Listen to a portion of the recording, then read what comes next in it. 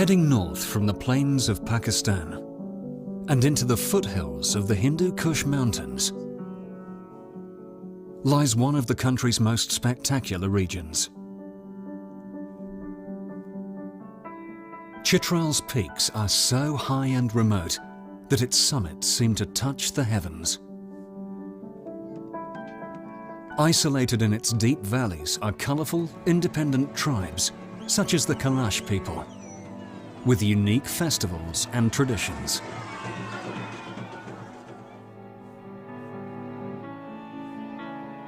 The Chitralis are proud and hospitable people, with an abiding passion for polo. Most villages have a team. Matches are contested on the highest polo grounds in the world. Many ancient ways of life are preserved here,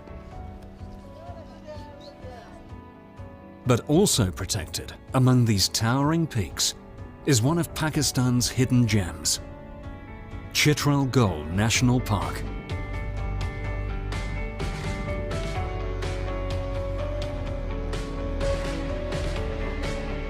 It's renowned for its dramatic landscapes,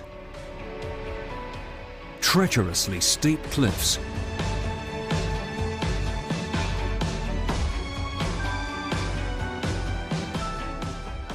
and for one extraordinary animal in particular, the Markhor, the cliff walkers of Chitral Gol.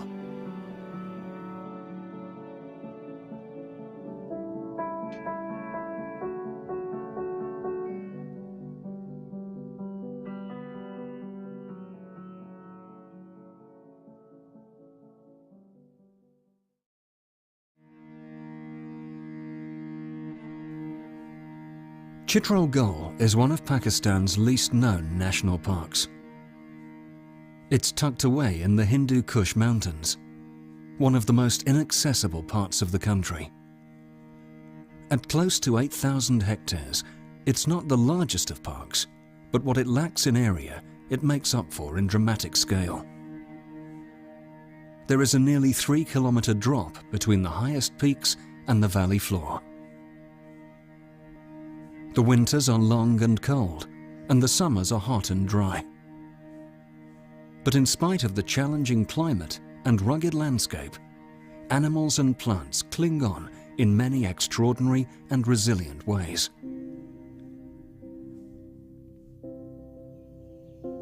On the upper slopes, there is so little soil that deodar trees spread their roots over the resistant rock. Anchored like this, deodars can reach 25 meters in height. But it takes them centuries. Slowly but steadily, some live for 1,000 years or more. The stately deodar is Pakistan's national tree. In fact, Chitral Gol National Park is a sanctuary to 4 of the country's national treasures, including the national bird, the chakur or rock partridge, the national plant, jasmine, and, most iconic of all, the Markhor.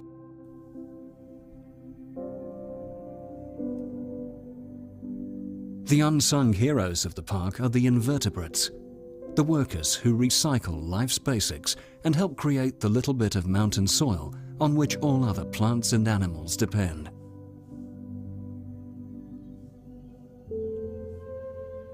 From the top of the valleys to the bottom, late summer is the time for life to flourish. A great variety of plants have found ways to hardy themselves against the cold winters and to take advantage of the warm summers.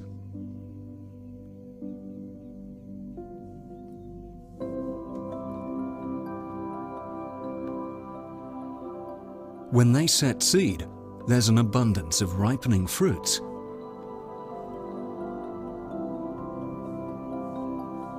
On which Chitral Gol's many species of bird will fatten up.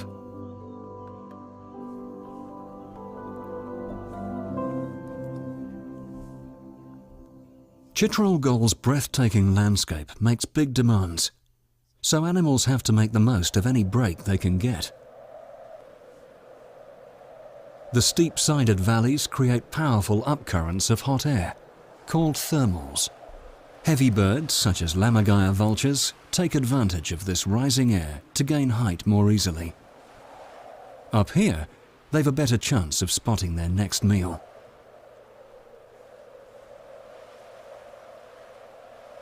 Even the mighty golden eagle is pushed to extremes. Like all large animals, it must cover huge distances to find enough to eat.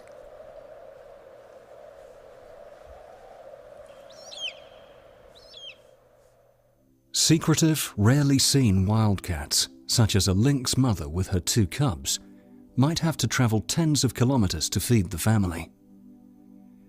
Wolves are marathon travelers too. They patrol and scent mark along the boundary of their home range to keep rival wolf packs out. Sheer cliffs are off limits to most predators, which is why sure-footed markhor use them as safe havens. But even they make mistakes. If a markhor falls to its death, it's an easy meal no one overlooks.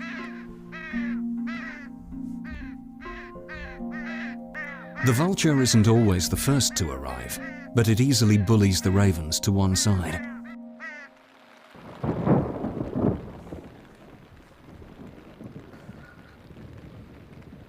A shift in the weather heralds the end of Chitral gull's harsh summer. It's when the park's most celebrated resident, the markhor, face their greatest challenges.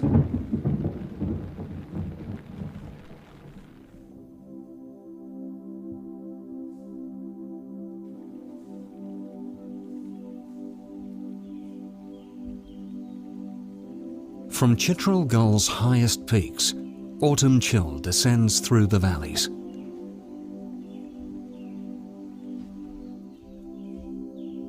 It's the signal for markhor to move downslope in readiness for the bitter winter ahead.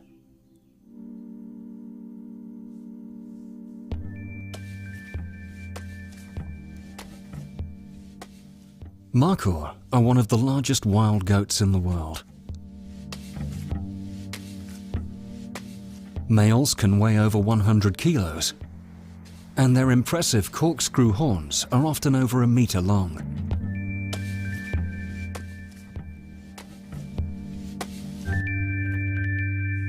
Females are much smaller,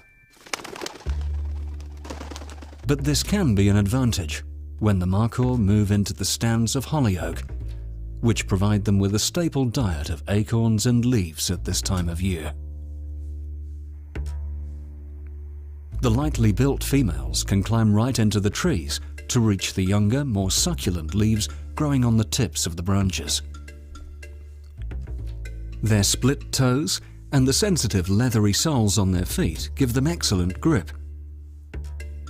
The very same balance and agility that allows them to leap so effortlessly across sheer rock walls.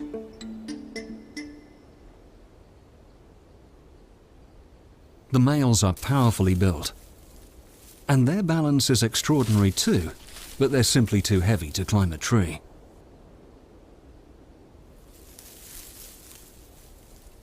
Instead, they thrash their heavy horns to try to dislodge the leaves and acorns.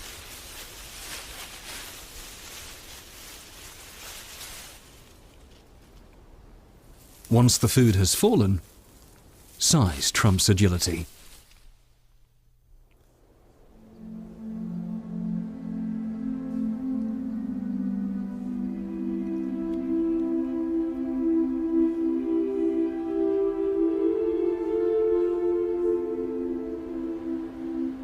Since leaving the high-altitude summer pastures, they'll have been spending 8 to 12 hours each day looking for something to eat among the rocky crevices and gullies. Females, together with this year's young, huddle into small herds, as much for safety as anything else. There's always danger about.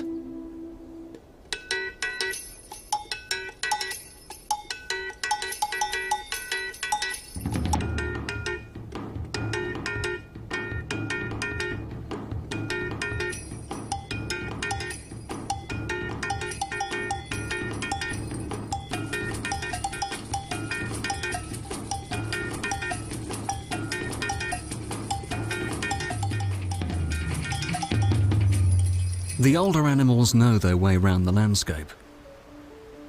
The youngsters need to learn, not just escape routes, but where to find an essential ingredient that's missing from their normal diet. It's on the other side of this mountain stream.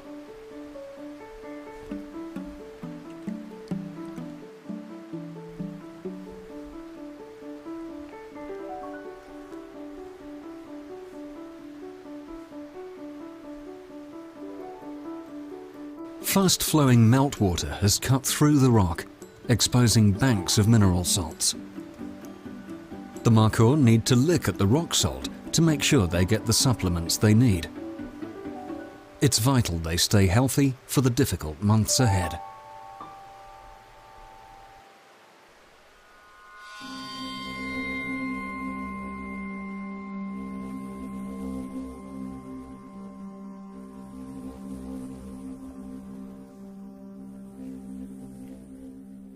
In the first 2 weeks of December,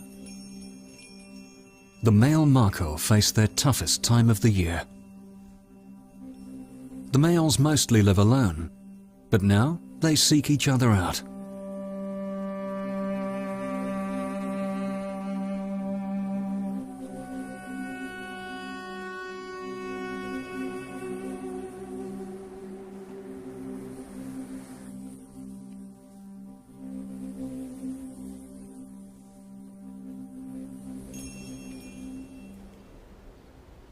Tentatively, nervously, they will be sizing each other up.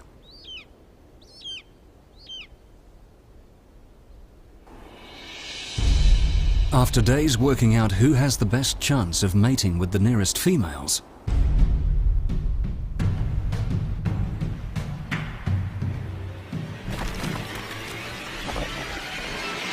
battle commences.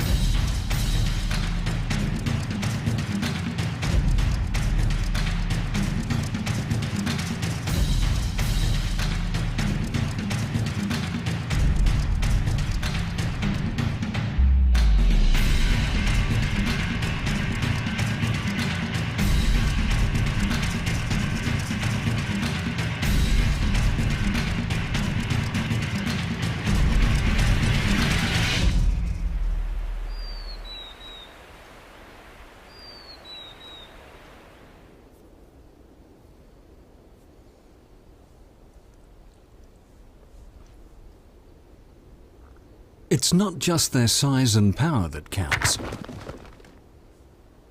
The terrain and their choice of standpoint can be make or break.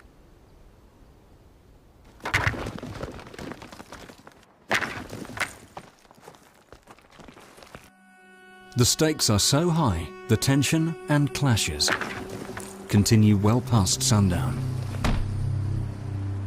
A clear winner will mate with up to 30 females. The loser faces an uncertain future.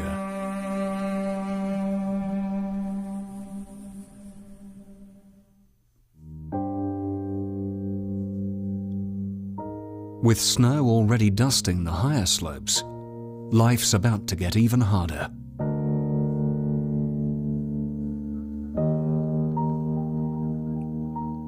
Winter is a punishing time of year. Meters of snow can blanket Chitral Gol.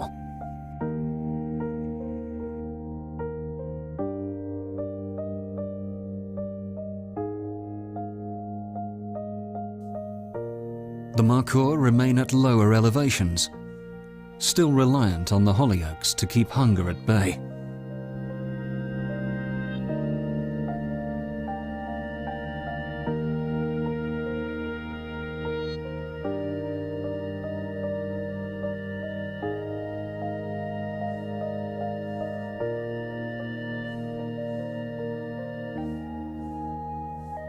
But they'll have to walk long distances across icy rock to find new sources of food. They regularly need to leave the park and feed in the adjoining valleys. And this is when wildlife and the people living around the boundary of Chitral Gol National Park together feel the pinch.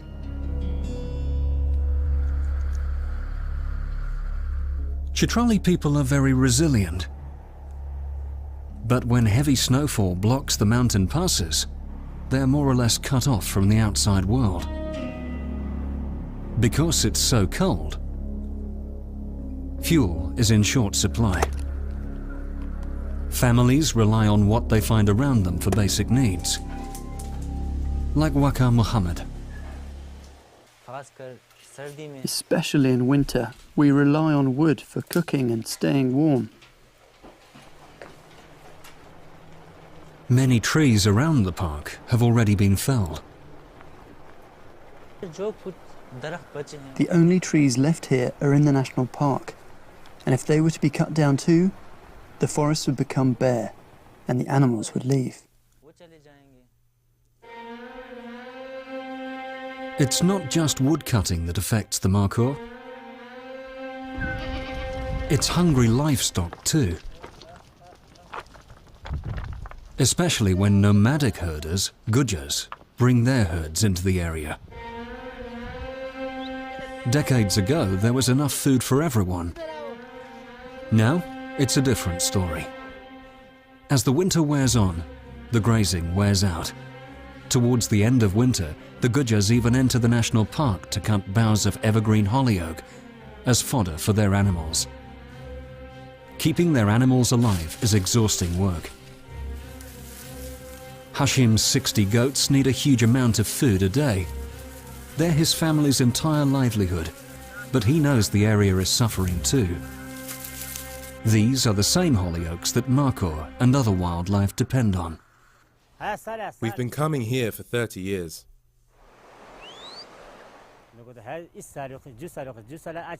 It would be impossible to survive here after a year or two. We are bound here at the moment.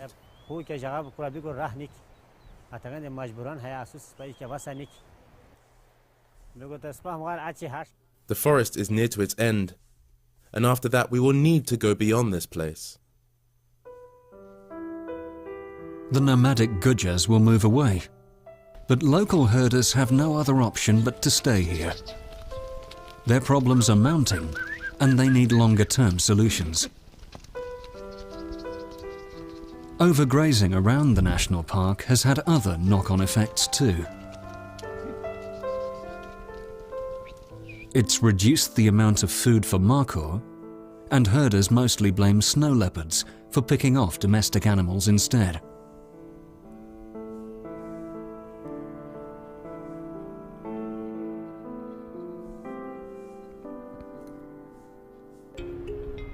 Predators have even stalked right into villages to attack herds gathered in stone corrals. Traditionally, villagers have protected their animals in open enclosures.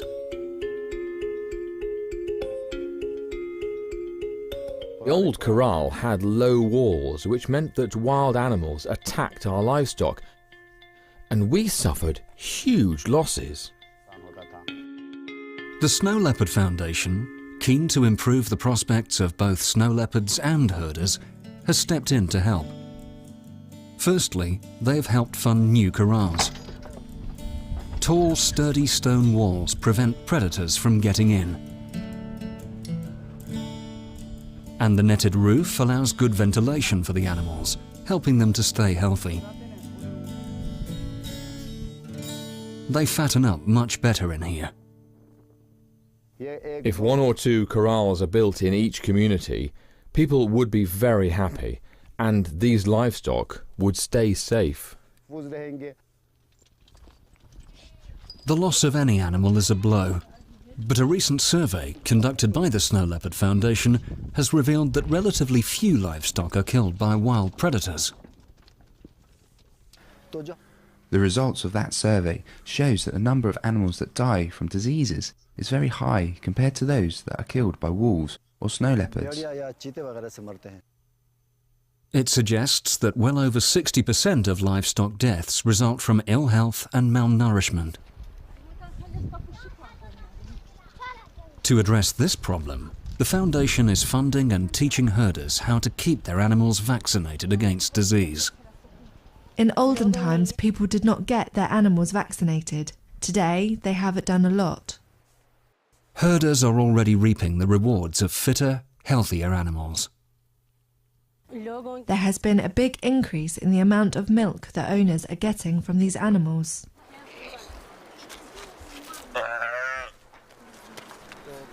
The animals become healthy, their milk production increases, and their meat gets better.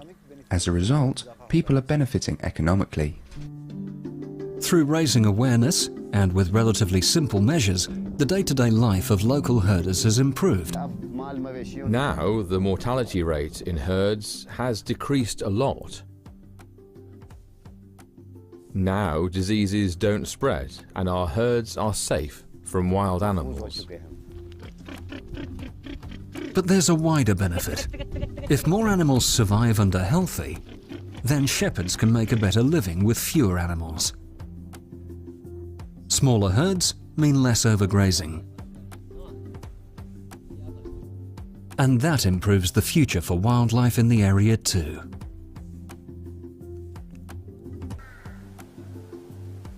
Land that was previously exhausted can be rested, and trees and shrubs allowed to grow back.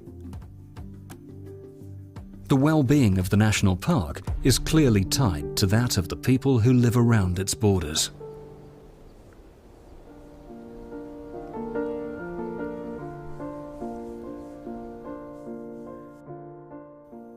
For some locals, the mutual benefits are already very clear. I am proud of the fact that I hail from a village next to this national park. I am a part of this national park. Isra feels the direct benefits of living next to this national asset because since 2004 he's worked within it as one of 10 community watchers who help protect it. We wake up early every morning and patrol the entire area to protect it. We ensure that nobody comes from outside to cut the wood, to destroy or take away the medicinal plants, or harm the wildlife, such as the markhor. Ever since I've become a part of the wildlife department, my life has completely changed. The monthly salary I receive is quite enough for me to support my children and myself properly. But there are many other ways in which local people can engage with and benefit from conservation. In the Chitral town market, traders are doing brisk business selling tree saplings which they've grown.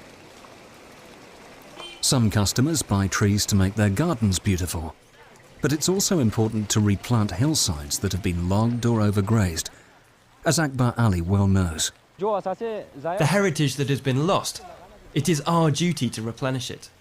If we are going to clear it away unchecked, then there would be floods and other natural disasters. Landslides and floods have increased in recent years. Planting trees helps to bind the soil and controls the runoff of heavy rain. If less topsoil ends up in the rivers, the yield from crops improves too. As well as easing the pressure on the landscape, replanting the hillsides offers ways to make money.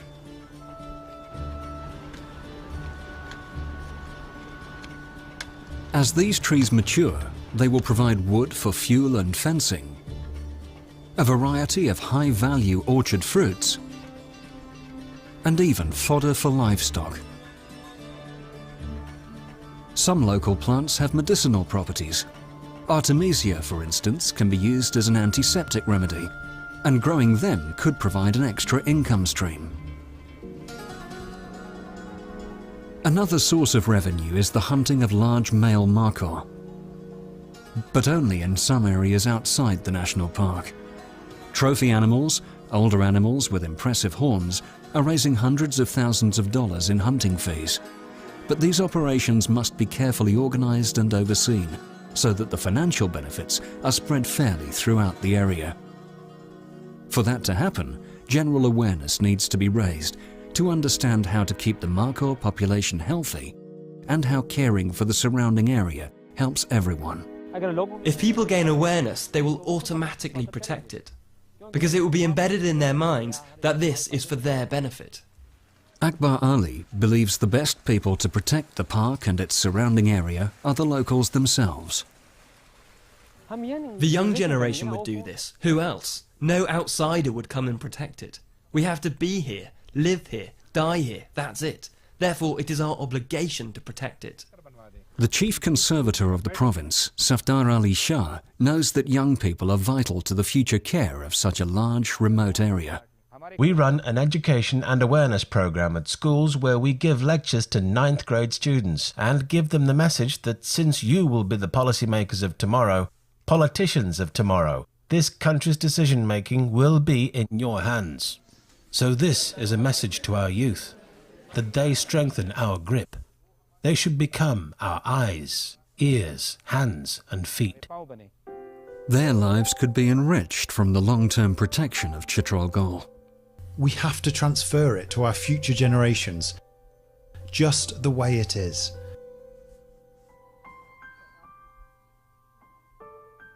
So that they will be happy, seeing it as it is. What else could be of greater happiness to us? It's essential that local communities engage their hearts and minds with this challenge, because the day-to-day protection of such vast, rugged terrain is a daunting job. Every day, and in all weathers, just a small handful of staff walk miles and miles, patrolling the park boundaries to make sure animals and plants are kept safe.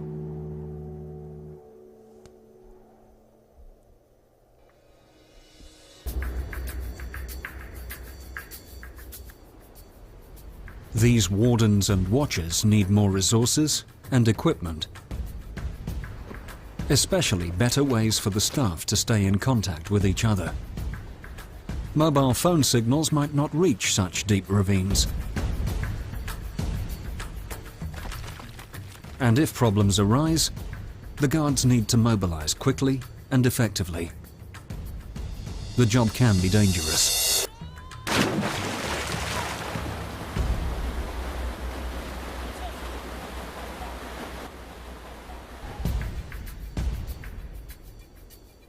On top of this, and even though the Wildlife Department has limited funds, they need to monitor numbers of markhor and other animals that live in the park.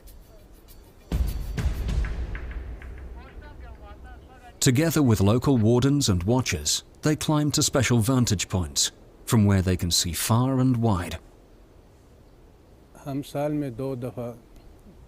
Twice a year we conduct surveys of all the wildlife. That includes birds, predators and other animals.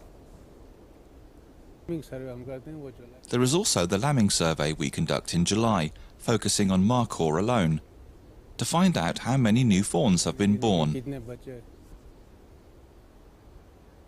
These surveys are helping to build up a more accurate picture of what lives in the park. Against all the odds, and thanks to the help of community watchers like Isra, the markhor population has risen from just over 600 in 2005 to nearly 1,400 in 2015. We have the community watchers on board with us.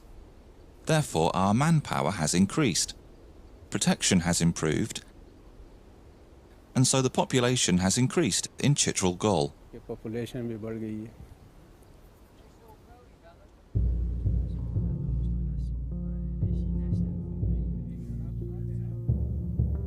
With wildlife numbers on the up, the park could become a great draw for tourists. When we come from the cities, we are coming to feel something different. We are coming to breathe fresh air.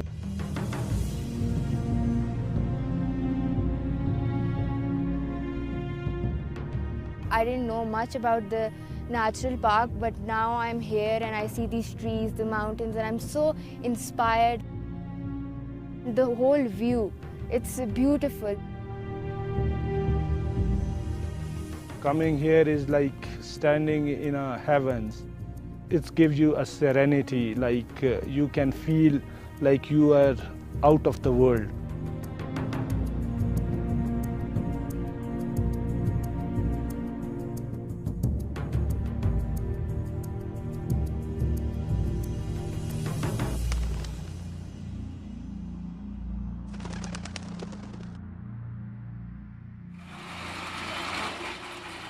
Because Chitral is so remote, it's been very hard to get to.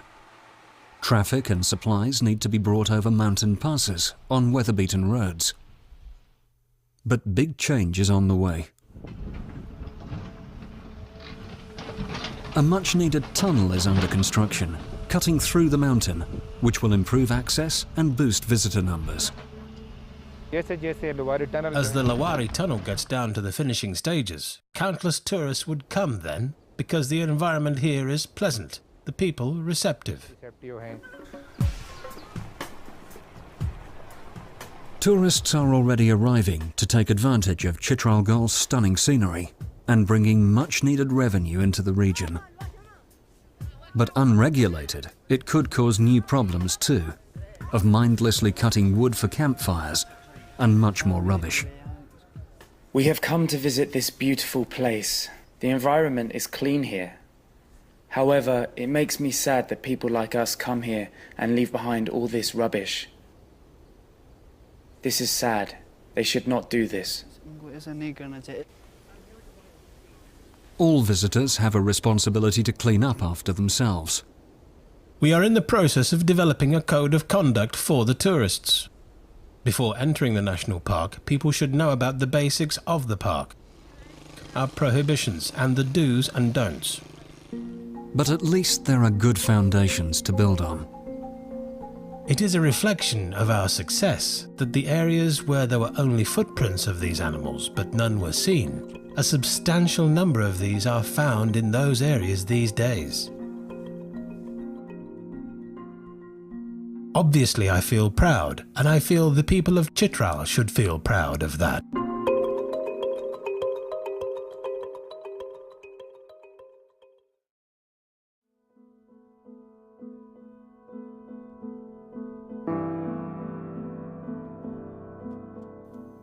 Wildlife is an indicator of the health of an ecosystem.